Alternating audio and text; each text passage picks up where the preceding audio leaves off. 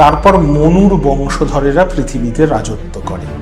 এই মনুর বংশধরেরা কোথা থেকে এলো? চিত্রাঙ্গদা কিন্তু পুত্রিকা, অতএব চিত্রাঙ্গদার গর্ভে অর্জুন যেন সন্তানের জন্ম দেন, কিন্তু সেই সন্তান চিত্রাঙ্গদার পিতার রাজ্যেরই উত্তরাধিকারী হয়। চিত্রাঙ্গদার আগে অর্জুনের সঙ্গে বিয়ে হয়েছে উলুপি বলে এক নাগ কন্যার, যিনি বিধবা।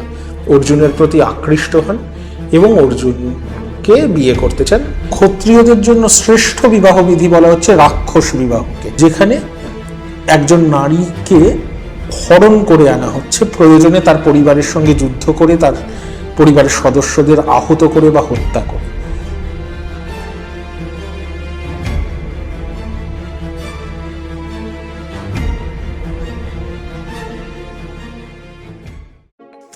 উগ্রশ্রবা, তার পরের স্তরে উগ্রশ্রবা যখন ব্রাহ্মণদেরকে মহাভারতের কাহিনী শোনান, সেখানে মহাভারতের বংশ সম্পূর্ণ সূর্য বংশ। সেখানে বলা হয় যে সূর্য সবকিছুর স্রষ্টা। সূর্যের সন্তানদের মধ্যে কনিষ্ঠ হলেন মজ্জ। এই মজ্জর সন্তানের নাম শুভ্রাজ। শুভ্রাজের 3 সন্তান ছিলেন দশজ্যোতি, শতজ্যোতি এবং সহস্রজ্যোতি, যাদের 10টি, 100টি এবং 1000টি সন্তান ছিল, এবং কুরুবংশ সমেত সমস্ত রাজবংশ এই 3 জনের থেকে এসেছে। তাহলে আমরা দেখতে পাচ্ছি যে গল্প আসলে চন্দ্রবংশের কাহিনী ছিল, সেটা আস্তে আস্তে সূর্য বংশের কাহিনীতে বদলে যাচ্ছে স্তরে স্তরে। এর কারণ কি? তার কারণ যত রাষ্ট্র ব্যবস্থা সুদৃঢ় হচ্ছে, বংশানুক্রমিক উত্তরাধিকার, জ্যেষ্ঠ পুত্রের উত্তরাধিকার তত সুপ্রতিষ্ঠিত হচ্ছে। কিন্তু মহাভারতের মূল কাহিনী যে স্তর থেকে উঠে এসছে, সেই স্তরে কিন্তু এই রাষ্ট্র ব্যবস্থা তখনও ততটা সুপ্রতিষ্ঠিত নয়। তাই মহাভারতের মূল আখ্যানে বারবারই চন্দ্রবংশের ধারণা চলে আসছে। এবং এই সময় হচ্ছে সেই সময় যখন সবে স্থিতিশীল সমাজ এবং বংশানুক্রমিক উত্তরাধিকারের ধারণা গড়ে উঠছে। এই সমাজে কিন্তু আমরা দেখতে পাই যে নানা ধরনের বিবাহ ব্যবস্থা, পরিবার ব্যবস্থার ধারণা তখনও কাজ করছে। যে জন্য মহাভারতে বহু আশ্চর্য কাহিনী রয়েছে চরিত্রদের জন্ম, বংশ পরিচয়, বিবাহ ইত্যাদি নিয়ে। এই কাহিনীগুলোর মধ্যে অতীতের বিভিন্ন ঐতিহাসিক প্রক্রিয়ার ছাপ আছে, সেগুলোকে আমরা অস্বীকার করতে পারি না। যেমন বৈশম্পায়নের বিবরণে যদিও বা সূর্যবংশের কাঠামো দেওয়ার চেষ্টা হয়েছে, এবং সূর্যবংশে আমরা জানি জ্যেষ্ঠপুত্রের উত্তরাধিকার, কিন্তু যদি আমরা বংশতালিকাটা দেখি, আমরা দেখব দক্ষের পর আছে তার কন্যা অদিতির নাম। আবার সূর্য বা বিবস্বতের পুত্র মনুর পর বলা হচ্ছে মনুর কন্যা ইলার কথা, এবং ইলার পুত্র পুরুরবার কথা। তাহলে ব্যাপারটা কি হলো? কন্যার সূত্রে কি করে উত্তরাধিকার তৈরি হলো? এর পিছনে রয়েছে আর এক প্রাচীন কাহিনী। প্রাচীন মেসোপটেমিয়ার বিখ্যাত মহাপ্লাবন বা গ্রেট ডেলিউজের কাহিনী। সম্ভবত মেসোপটেমিয়ার সঙ্গে যখন হরপ্পা সভ্যতার বাণিজ্যিক সম্পর্ক ছিল, তখনই ভারতীয় উপমহাদেশেও চলে আসে।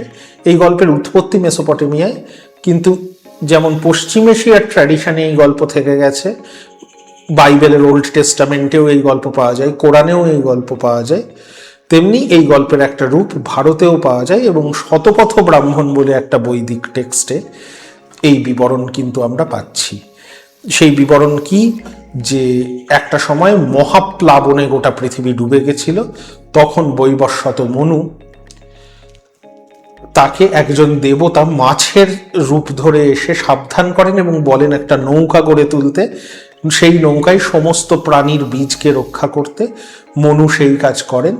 মহাভারতে এবং শতপথ ব্রাহ্মণে পরবর্তীকালে এই গল্প বিষ্ণুর মৎস্য অবতারের গল্প হিসাবে বর্ণিত হয়েছে পুরাণে, কিন্তু শতপথ ব্রাহ্মণে এই দেবতা প্রজাপতি, এবং মহাভারতে এই দেবতা প্রজাপতির বিবর্তিত রূপ ব্রহ্মা। প্রজাপতি বা ব্রহ্মা সতর্ক করেন মনুকে, এবং জল যখন নামলো, তারপর মনুর বংশধরেরা পৃথিবীতে রাজত্ব করে। এই মনুর বংশধরেরা কোথা থেকে এলো? মনুর কন্যা ইলার সন্তান তারা। এই কাহিনীর মধ্যে একটা পিতা এবং কন্যার মধ্যে অবৈধ সম্পর্কের ইঙ্গিত থাকতে পারে বলে অনেকেই মনে করছেন, কারণ মনু এবং মনুর কন্যা ইলার সন্তানেরা। এর একটা কারণ হতে পারে যেটা বললাম, যে একটা ফাদার ডটার ইনসেস্টের ইঙ্গিত, আর একটা সম্ভাব্য ব্যাখ্যা হলো প্রাচীন যুগে যখন বৈবাহিক সম্পর্ক প্রতিষ্ঠিত হয়নি তখন মায়ের পরিচয়েই সন্তানরা পরিচিত হতো একটা সমাজে, যাকে বলা হয় ম্যাট্রিলিনি। বৈদিক যুগে কিন্তু ম্যাট্রিলিনির অনেক পরিচয় পাওয়া যায়। এই পুরুরবা নিজেও বেদের একজন বিখ্যাত চরিত্র, ঋগ্বেদের, এবং সেখানে তার মায়ের নামেই তার পরিচয়, ইলার পুত্র পুরুরবা ঐল। তো কিন্তু মহাভারত যখন রচিত হচ্ছে ততদিনে সমাজ পিতৃতান্ত্রিক, প্যাট্রিলিনি প্রতিষ্ঠিত, এবং অবশ্যই পিতা এবং কন্যার মধ্যে সম্পর্কের আভাসও এখানে থাকা উচিত নয়। এই রকম একটি সমাজ ব্যবস্থায় দাঁড়িয়ে মহাভারতের তাই প্রয়োজন হচ্ছে ইলার একজন পুরুষ সঙ্গীর কথা বলা।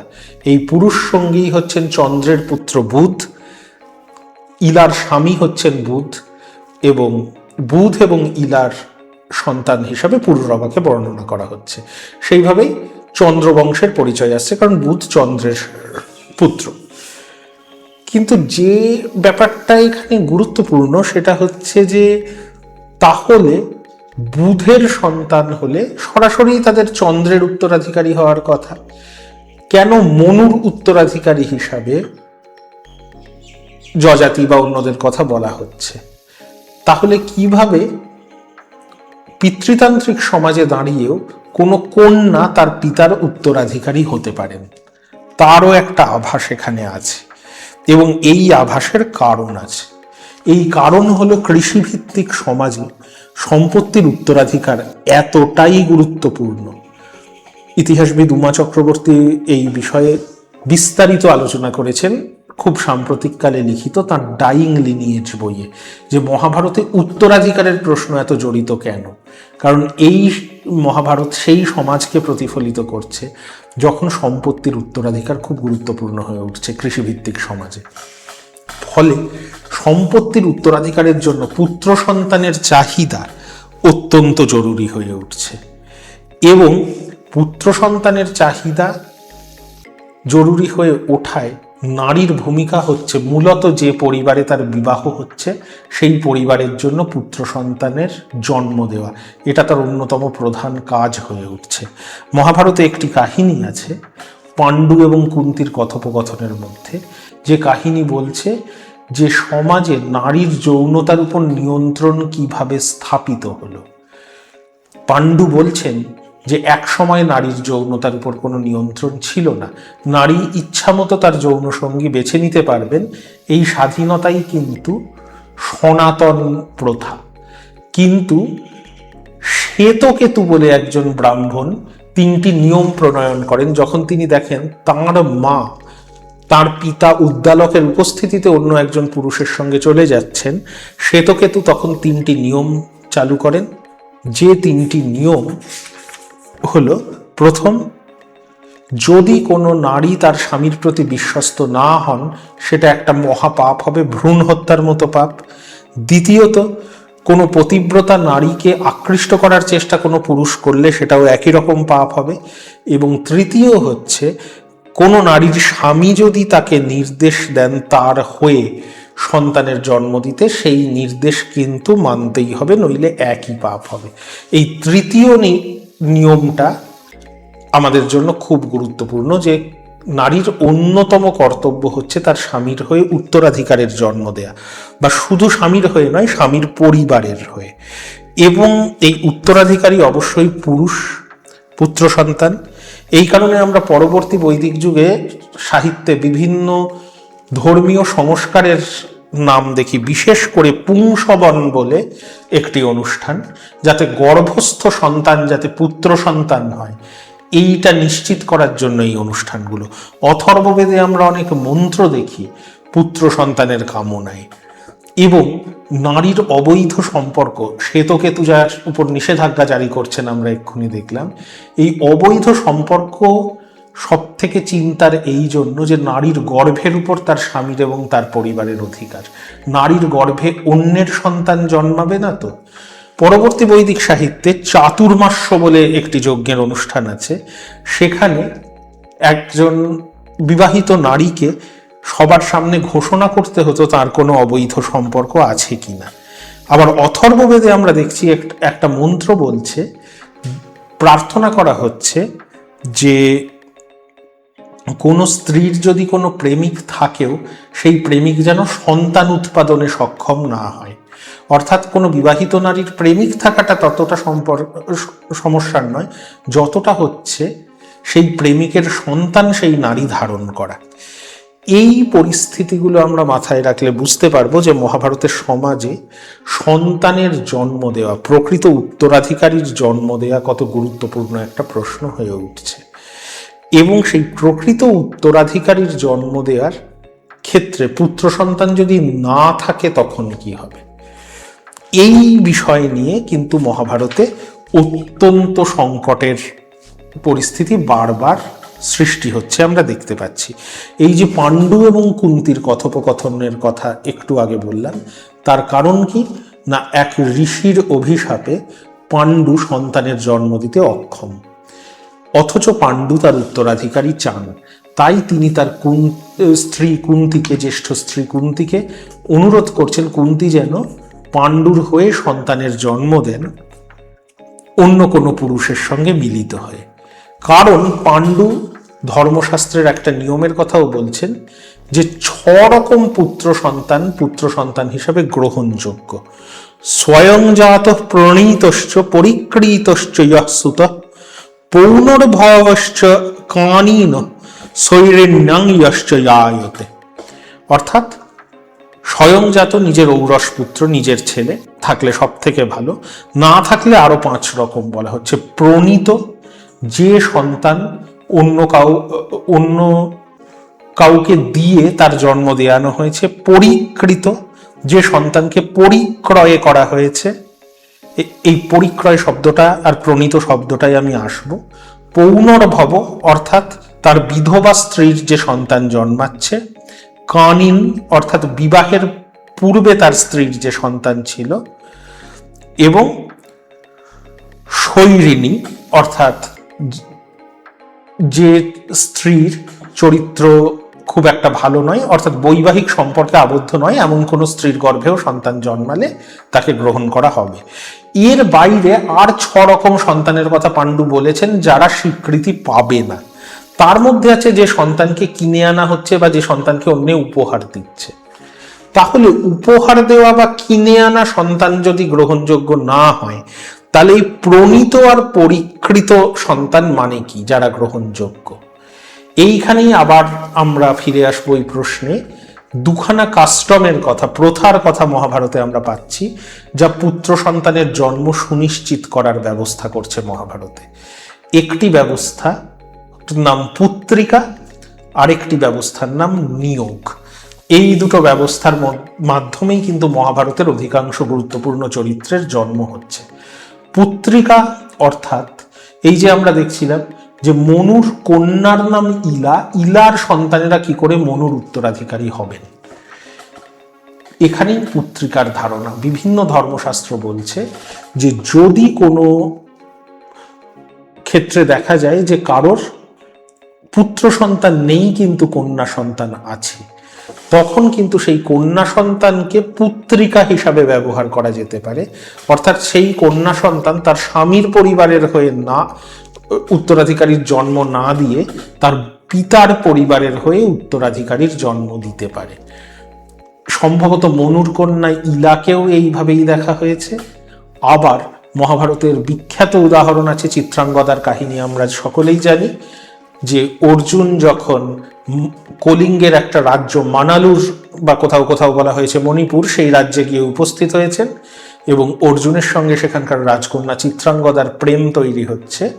তখন চিত্রাঙ্গদার বাবা বলছেন যে চিত্রাঙ্গদা কিন্তু পুত্রিকা, অতএব চিত্রাঙ্গদার গর্ভে অর্জুন যেন সন্তানের জন্ম দেন, কিন্তু সেই সন্তান চিত্রাঙ্গদার পিতার রাজ্যেরই উত্তরাধিকারী হবে। চিত্রাঙ্গদার আগে অর্জুনের সঙ্গে বিয়ে হয়েছে উলুপি বলে এক নাগ কন্যার, যিনি বিধবা। অর্জুনের প্রতি আকৃষ্ট হন এবং অর্জুনকে বিয়ে করতে চান। এই উলুপির গর্ভে অর্জুনের সন্তান ইরাবানের জন্ম হয়েছে। উলুপিকেও পুত্রিকা বলেই মনে করা হচ্ছে, কারণ ইরাবান তার মায়ের পরিবারের উত্তরাধিকারী হিসাবেই থেকেছেন এবং বলা হয়েছে এই জিনিসটার জন্য ইরাবানের কাকা খুব অসন্তুষ্ট হয়েছে। ইরাবানের কাকা কেন অসন্তুষ্ট হয়েছেন পুত্রিকা হিসাবে উলুপি সন্তানের জন্ম দেওয়ায়। কারণ পুত্রিকা হিসাবে জন্ম দিলে সেই সন্তান কিন্তু মায়ের পিতার পরিবারের উত্তরাধিকারী হয়ে যাবে। সেখানে কাকা কি করতে চেয়ে থাকতে পারেন, এখানেই পরিকৃত শব্দটাই আমরা আসছি। পরিকৃত মানে কিনে আনা সন্তান নয়, কারণ কিনে আনা সন্তান গ্রহণযোগ্য নয়। তাহলে পরিকৃত মানে যে সন্তানের জন্ম দেওয়ার জন্য কাউকে হায়ার করা হচ্ছে, নিয়োগ করা হচ্ছে, এই সন্তানকে বলা হয় ক্ষেত্রজ পুত্র। ক্ষেত্র চাষের জমি, ক্ষেতের থেকেই ধারণাটা এসছে, কারণ কৃষি সমাজেরই এটা ধারণা। কৃষি জমির ক্ষেত্রে যেমন হয় যে একজনের ক্ষেতে যেই বীজ বপন করুক না কেন, উৎপন্ন ফসলের অধিকারী ক্ষেতের যিনি মালিক, নারীকে ক্ষেতের সঙ্গে তুলনা করা হচ্ছে এবং বলা হচ্ছে অপুত্রক অবস্থায় স্বামীর মৃত্যু হলেও বিধবা কিন্তু তাঁর গর্ভে নিয়োগ প্রথার মাধ্যমে অন্য কারোর সন্তানের জন্ম দিতে পারেন। সেই সন্তানের জন্ম দেওয়ার প্রথম অধিকার থাকবে সেই বংশের কারোর। সব থেকে ভালো হয় স্বামীর যদি কোনো ভাই বা দাদা থাকেন। এই নিয়োগ প্রথার মাধ্যমে সন্তানের জন্ম দেওয়ার জন্য অনুরোধ করছেন পাণ্ডু কুন্তিকে। এবং এই নিয়োগ প্রথার উল্লেখ আমরা বৈদিক সাহিত্যেও পাই। অনেক ক্ষেত্রেই ঋগ্বেদে আমরা দেখি যে কে সন্তানের জন্ম দিচ্ছেন সেই পুরুষের পরিচয় গোপন রাখার জন্য বলা হচ্ছে নিয়োগজাত সন্তানের পিতা দেবতাদের সন্তান। ঋগ্বেদেও ইন্দ্র, বরুণ বা অশ্বিনী কুমারদের কোনো কোনো এরকম নিয়োগজাত পুত্রের বাবা বলে উল্লেখ করা হয়েছে। মহাভারতেও আমরা দেখি কুন্তী এবং মাদ্রী শেষ পর্যন্ত যে ক্ষেত্রজ পুত্রদের জন্ম দিচ্ছেন তাদের বাবা হিসাবে দেবতাদের কথা বলা হচ্ছে, ধর্ম, বায়ু, ইন্দ্র, অশ্বিনী কুমার ইত্যাদিদের কথা। এবং এই নিয়োগজাত সন্তানের জন্ম দেওয়ার জন্যই কুন্তিকে পাণ্ডু রাজি করানোর চেষ্টা করছেন। এরকম বহু উদাহরণ পাণ্ডু দিচ্ছেন, যে উদাহরণগুলোর থেকে আমরা দেখতে পাই যে নিয়োগজাত সন্তানের পিতা প্রথমে প্রেফারেবল বংশের কেউ হোক, বংশের কেউ না হলে তখন হয় দেবতাদের কথা আসছে অথবা ব্রাহ্মণদের কথা আসছে। পাণ্ডু এরকম বেশ কিছু উদাহরণ দিচ্ছেন। যেমন বলির স্ত্রী সুদেষ্ণার গর্ভে দীর্ঘতমস বলে একজন ব্রাহ্মণ উত্তরাধিকারীর জন্ম দিয়েছেন। কলমাসপদ সৌদাসের স্ত্রী মদয়ন্তীর গর্ভে বশিষ্ঠ ক্ষেত্রজ পুত্রের জন্ম দিয়েছেন। এরকম অনেক গল্প আসছে। কুন্তী প্রথমে রাজি হচ্ছেন না। কুন্তীও বিভিন্ন গল্প বলছেন, যেমন শারদণ্ডায়নী নামে একজনের কথা পাণ্ডু বলেছিলেন, যিনি ক্ষেত্রজ পুত্রের জন্ম দেওয়ার জন্য তার পরিবারের নির্দেশে একজন ব্রাহ্মণকে রাস্তা থেকে ধরে এনেছিলেন। তার বিপরীতে কুন্তী বলছেন ভদ্রা কক্ষিবতী বলে একজন নারী এতই সতী ছিলেন যে তার স্বামী বুসিতাস্যের মৃত্যুর পরেও তিনি মৃত স্বামীর সন্তান গর্ভে ধারণ করতে পেরেছিলেন। এরা মুক্তি প্রত্যুক্তি চলছে। আশ্চর্যজনকভাবে এই গোটা আলোচনার মধ্যে কুন্তী একবারও বলছেন না, যখন তিনি প্রবলভাবে বাধা দিচ্ছেন পাণ্ডুকে যে আমি অন্য কোনো পুরুষের সঙ্গে মিলিত হতে পারবো না, কুন্তী যেটা আড়াল করছেন সেটা হলো বিবাহের আগেই কুন্তীর একটি সন্তান রয়েছে। আমরা জানি মহাভারতে কর্ণের জন্মের কথা। এই কথা যদি কুন্তী বলতেন পাণ্ডু আশ্বস্ত হতেন, কারণ 6 রকম স্বীকৃত সন্তানের মধ্যে স্ত্রীর বিবাহ পূর্ববর্তী সন্তান বা কানীন সন্তানের কথাও বলা হয়েছে। সেই জায়গা থেকে কর্ণ কিন্তু পাণ্ডুর উপযুক্ত উত্তরাধিকারী হতে পারতেন। কিন্তু সম্ভবত সেই সময় কুন্তী জানতেন না কর্ণ বেঁচে আছেন কিনা, কোথায় আছেন। ফলে এই উক্তি প্রত্যুক্তির পর শেষ পর্যন্ত শ্বেতকেতুর বলা নিয়মগুলোর 3 নম্বর নিয়ম এনফোর্স করে পাণ্ডু কুন্তীকে নিয়োগজাত সন্তানের জন্ম দিতে রাজি করাচ্ছেন। পাণ্ডবদের জন্মের পিছনে যেমন নিয়োগ প্রথা আছে, তেমনই নিয়োগ প্রথা রয়েছে পাণ্ডবদের স্ত্রী দ্রৌপদীর জন্মের পিছনে, যেখানে আমরা দেখছি যে দ্রোণের হাতে অপমানিত হয়ে তার বাল্যবন্ধু দ্রোণ তার শিষ্য যারা কুরু রাজকুমার তাদের দিয়ে পাঞ্চাল রাজ্যের রাজা ধ্রুপদকে যুদ্ধে হারিয়ে অপমান করেন। ধ্রুপদ তার প্রতিশোধ চান। তিনি মনে করেন তার সন্তানেরা প্রতিশোধের উপযুক্ত নয়, একজন যোগ্য পুত্র সন্তান চাই। তাই তিনি নিয়োগজাত সন্তানের জন্ম দেওয়ার জন্য একটা যজ্ঞের আয়োজন করেন। জাজ বলে একজন ঋষি এই যজ্ঞের পুরোহিত।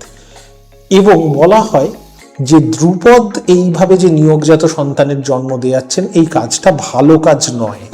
তাই উপজাজ বলে একজন ঋষিকে দ্রুপদ অনুরোধ করলে উপজাজ রাজি হননি এই কাজ করতে। তিনি বলেন তার দাদা জাজের কোনো বাছ বিচার নেই, তাই জাজ যেন এই কাজ করেন।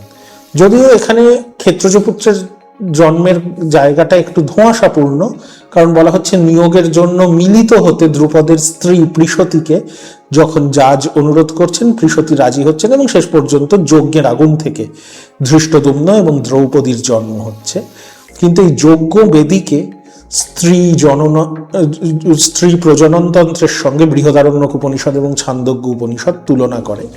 অনেক ক্ষেত্রেই মেয়েদের যে জনন ইন্দ্রিয় তার উপমা হিসাবে যজ্ঞবেদী উপনিষদে এবং পরবর্তী বৈদিক সাহিত্যে ব্যবহৃত হয়। এদিক থেকে দ্রৌপদীকেও নিয়োগজাত সন্তান ধৃষ্টদ্যুম্ন এবং দ্রৌপদী দুজনকেই মনে হয়। কেন এই নিয়োগ প্রথা সিদ্ধ নয়? কারণ নিয়োগ প্রথা তখনই অর্থবহ যখন উত্তরাধিকারী নেই। যেহেতু দ্রুপদের অন্য সন্তান আছে, সেই জন্যই সম্ভবত এই নিয়োগটা খুব একটা ভালো চোখে দেখা হয়নি। যাই হোক, তো যে আলোচনা আমরা করছিলাম সেখানে ফিরে আসি, যে নিয়োগ প্রথার মাধ্যমে সন্তানের জন্ম দেয়া বা পরিকৃত সন্তানের জন্ম দেওয়ার কথা এখানে আছে। মহাভারতে আমরা এরকম বিভিন্ন ব্যবস্থা দেখতে পাই যা সন্তানের উত্তরাধিকার সুনিশ্চিত করে।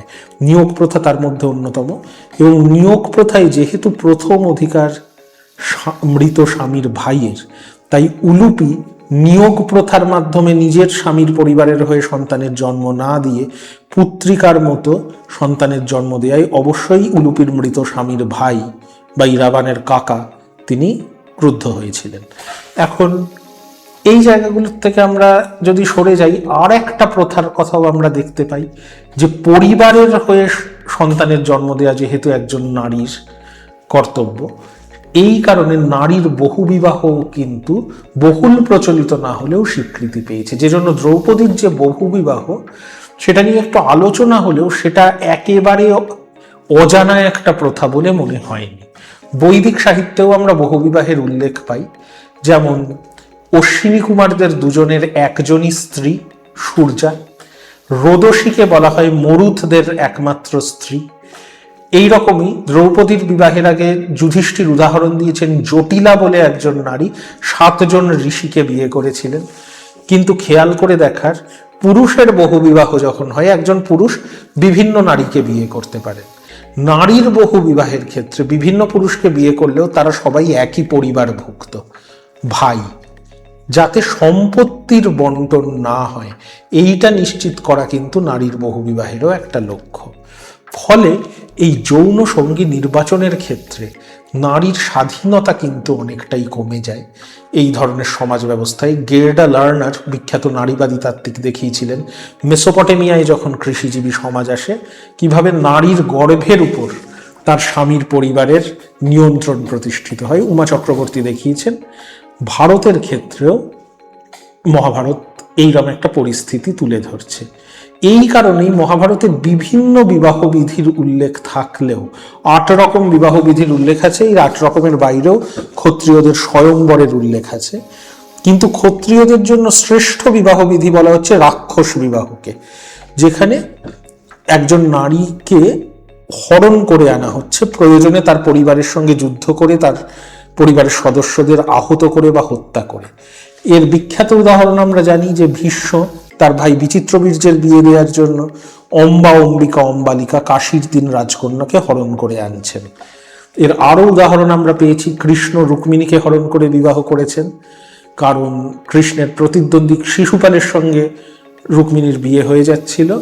অথবা আমরা দেখেছি অর্জুন সুভদ্রাকে হরণ করে বিয়ে করেছেন। এবং এই সুভদ্রা হরণের সময়ই আমরা দেখতে পাই যে সুভদ্রার নিজের দাদা কৃষ্ণ অর্জুনকে বলছেন, অর্জুন যখন সুভদ্রাকে দেখে পছন্দ করছেন, যে ক্ষত্রিয়রা স্বয়ম্বর করে বিয়ে করে, কিন্তু স্বয়ম্বরে তো মেয়ে কাকে বেছে নেবে এটা বোঝা যায় না, তাই কন্যা হরণ করাটাই সব থেকে নিরাপদ উপায়। অর্থাৎ সুভদ্রা স্বয়ম্বরে অর্জুনকে বেছে নাও নিতে পারতেন, না নেওয়ার সম্ভাবনাই বেশি ছিল, কারণ অর্জুনের অন্য অনেক স্ত্রী আছে, অর্জুন আর সুভদ্রার মধ্যে মামাতো পিস্তুত ভাই বোনের সম্পর্ক আছে। সেই জায়গা থেকে কৃষ্ণ যেমন নিজে রুক্মিণীকে হরণ করেছেন, কৃষ্ণ অর্জুনকেও সেই পরামর্শ দিয়েছেন। অম্বা অম্বিকা অম্বালিকাকেও ভীষ্ম সেইভাবে হরণ করে এনে বিচিত্রবীর্যের সঙ্গে বিয়ে দিচ্ছেন। উমা চক্রবর্তী বারবার বলছেন যে এই হরণের প্রাধান্য এই কারণে যে এখানে নারীর মতামতের আর বিশেষ কোনো গুরুত্ব থাকে না। থাকে না কি, একদম নারীর মতামত ছাড়া বিয়ে দেয়া যায় না। যেমন অম্বা বলছেন যে তিনি বিচিত্রবীর্যকে বিয়ে করতে রাজি নন, তার এক প্রেমিক আছে শাল্য, এবং ভীষ্ম তাকে ছেড়ে দিচ্ছেন। কিন্তু দেখা যাচ্ছে এর পরিণতি হচ্ছে অম্বার মৃত্যু। যে নারী নিজের পছন্দের কথা বলছেন তাকে শাল্যও গ্রহণ করছেন না, ভীষ্মও গ্রহণ করছেন না, বিচিত্রবীর্যও গ্রহণ করতে পারেন না, এবং শেষ পর্যন্ত তাকে আত্মহত্যার পথে যেতে হচ্ছে। তবে মহাভারতে অনেক রকম বৈবাহিক সম্পর্কের কথা আছে। অনেক ক্ষেত্রে নারীর নিজের পছন্দের কথাও রয়েছে। যেমন শকুন্তলা, যার পুত্র বলা হচ্ছে ভরতকে, যে ভরত আগে গোষ্ঠীর নাম হলেও এখন একজন বিখ্যাত রাজার নাম, এবং ভরতের নামেই ভরত বংশ, মহাভারত ইত্যাদি। সেই ভরত কিন্তু শকুন্তলা দুষ্যন্তের সন্তান, এবং শকুন্তলা নিজের পছন্দে বিয়ে করেছিলেন। তাতে একটা বিপদ আছে, দেখা গেছিল যে দুষ্যন্ত শকুন্তলার সন্তানকে স্বীকৃতি দিতে রাজি হননি, যেহেতু তারা গোপনে বিয়ে করেছিলেন।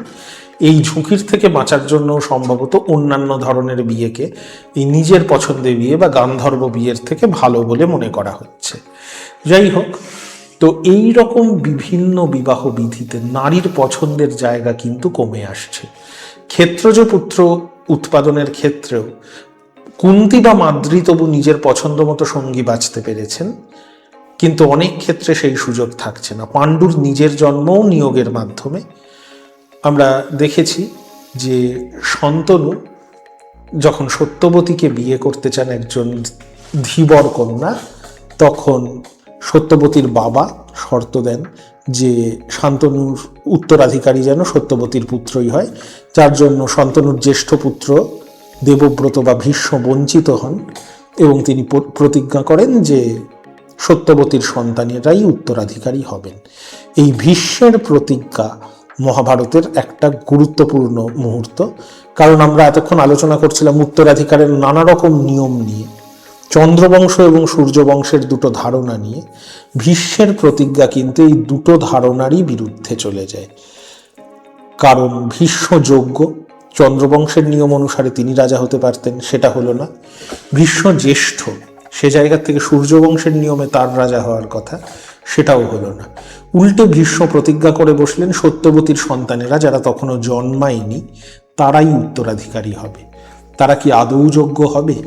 দেখা গেল সত্যবতীর দুই পুত্র চিত্রাঙ্গদ এবং বিচিত্রবীর্য কেউই রাজা হওয়ার যোগ্য হলেন না, এবং সেটাই কিন্তু কুরুবংশের উত্তরাধিকারের সংকট সৃষ্টি করল। যে সংকটের মোকাবিলা করতে গিয়ে সত্যবতী বিচিত্রবীর্যের দুই বিধবা স্ত্রী অম্বিকা এবং অম্বালিকাকে নিয়োগের জন্য অনুরোধ করলেন। তাদের ধারণা হয়েছিল, বিশেষ করে অম্বিকার, যে নিয়োগের অধিকার যেহেতু মৃত স্বামীর ভাইয়ের, হয়তো ভীষ্ম তাদের গর্ভে সন্তানের জন্ম দেবেন, কিন্তু ভীষ্ম তার প্রতিজ্ঞা ভাঙতে রাজি হলেন না। তখন সত্যবতী এই নিয়োগের জন্য অনুরোধ করলেন ব্যাসকে, কৃষ্ণদ্বৈপায়ন ব্যাস, যিনি সত্যবতীর কানীন পুত্র, অর্থাৎ বিবাহ পূর্ববর্তী পুত্র। এই ব্যাসের ভয়ঙ্কর রূপ দেখে অম্বিকা চোখ বন্ধ করে ফেললেন, অম্বালিকা ফ্যাকাশে হয়ে গেলেন, এবং শেষ পর্যন্ত দেখা গেল যে ধৃতরাষ্ট্র, পাণ্ডু এই দুজনের জন্ম হলো। তৃতীয়বার মিলনের সময় অম্বিকা নিজের বদলে তার দাসীকে পাঠিয়ে দিলেন, সেই দাসীর গর্ভে জন্ম হলো বিদুরের। যেহেতু ধৃতরাষ্ট্র জন্মান্ধ হলেন, ফলে জ্যেষ্ঠ পুত্র রাজা হবেন না যোগ্যতর ভাই রাজা হবেন, এই প্রশ্ন কিন্তু মহাভারতের গভীরে ঢুকে গেল। আমি আগেই বলেছি ঋগ্বেদেও রাজা শন্তনুর উল্লেখ আছে, সেই গল্পও উত্তরাধিকারের দ্বন্দ্ব নিয়ে গল্প। সেই গল্পে বলা হয়েছে যে শন্তনু বলে একজন রাজা ছিলেন, যার জ্যেষ্ঠ ভ্রাতা ছিলেন দেবাপী, এবং দেবাপীর কোনো একটা সমস্যার কারণে, সম্ভবত একটা চর্মরোগ, কুষ্ঠরোগও হতে পারে, তিনি রাজ্য ছেড়ে সন্ন্যাসী হয়ে যান। তাতে দেবতারা এতটাই রুষ্ট হন যে 12 বছর ধরে অনাবৃষ্টি হয়। শেষ পর্যন্ত দেবাপি নিজে ফিরে এসে শন্তনুর হয়ে যজ্ঞ করলে দেবতারা খুশি হন। এই গল্প অলরেডি একটা আভাস দেয় যে জ্যেষ্ঠ পুত্রেরই রাজা হওয়া উচিত, নইলে দেবতারা রুষ্ট হবেন। কিন্তু জ্যেষ্ঠ পুত্রের কোনো শারীরিক ত্রুটি থাকলে কনিষ্ঠ রাজা হতে পারেন যদি জ্যেষ্ঠ পুত্র সম্মতি দেন। ধৃতরাষ্ট্র এবং পাণ্ডুর সমস্যা এই কাহিনীর নিরিখে আমরা বুঝতে পারি যে ধৃতরাষ্ট্র জ্যেষ্ঠ পুত্র, কিন্তু তার শারীরিক সমস্যা ছিল। তাহলে কে রাজা হওয়া উচিত, ধৃতরাষ্ট্র না পাণ্ডু? আর এক জায়গায় আমরা দেখি রাজা ভরত, যাকে আদর্শ রাজা বলে মহাভারত তুলে ধরেন, মহাভারত বলে যে ভরতের 9 পুত্র কেউ যোগ্য মনে না হওয়ায় ভরত তাদের কাউকে নিজের উত্তরাধিকারী করে যাননি, উত্তরাধিকারী করে গেছিলেন ভরদ্বাজের পুত্র ভূমন্যুকে। ভরদ্বাজ কি ভরতের হয়ে কোনো নিয়োগের মাধ্যমে পুত্রের জন্ম দিয়েছিলেন? আমরা জানি না এই ভরদ্বাজের পুত্র ভূমন্যু কিভাবে ভরতের উত্তরাধিকারী হয়েছেন, কিন্তু মহাভারতের কাহিনীর ব্যাকগ্রাউন্ডে যে কাহিনীগুলো আছে তারাও বারবার তুলে ধরছে উত্তরাধিকারের সংকট কতটা গুরুত্বপূর্ণ, সংকট সমাধানের কি কি উপায় আছে, এবং মহাভারতের কাহিনীর প্রেক্ষিত কি। এই প্রেক্ষিতেই মহাভারতে উত্তরাধিকারের দ্বন্দ্ব, যে দ্বন্দ্বের ফলে শেষ পর্যন্ত কুরু রাজ্য ভাগ করে দিতে হচ্ছে, কিন্তু তাতেও দ্বন্দ্বের সমাধান হচ্ছে না। পরের পর্বগুলোয় আমরা এই ব্যাপারগুলো নিয়ে আলোচনা করব।